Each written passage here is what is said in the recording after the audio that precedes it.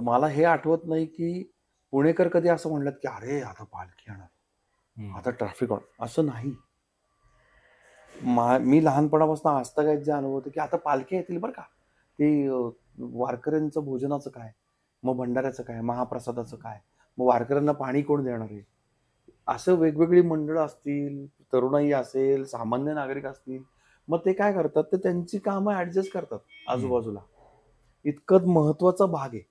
वारी पुण्यातनं जाणं म्हणजे वारकरी पुण्यात येणं, त्यांनी थांबणं, मुक्काम करणं दोन्ही पालख्यांनी आणि दोन्ही पालख्यांनी इथनं प्रस्थान करणं पुण्यातनं.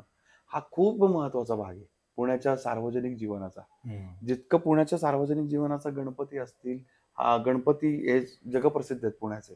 ते जितका जवळचा भाग आहे पुण्याच्या सार्वजनिक जीवनाचा तितकाच हळवा महत्त्वाचा भाग आहे वारी येणं पुण्यामध्ये. पालखी जेव्हा पास होते, तेव्हा त्या पालखीला स्पर्श करायला म्हणून, त्या पादुकांना स्पर्श करायला म्हणून झुंबड उडते.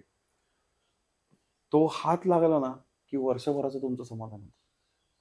तर हे सगळं अनुभवण्याची गोष्ट आहे आणि गेले शेकडो वर्ष पुणं ते अनुभवतंय आणि आनंदाने अनुभवतंय. कधीही असं होत नाही, असं मी कोणाच्या स्वरातून ऐकलेलं नाही, कोणाच्या तोंडून ऐकलेलं नाही, की बाबा आज पालखी आली आहे म्हणून माझी गैरसोय झाली. नाही, पालखीची गैरसोय होऊ नये म्हणून मी माझं काम ॲडजस्ट करेन. वाह! हे पुणेकराचं वैशिष्ट्य आहे आणि ते मी लहानपणापासून अनुभवलंय.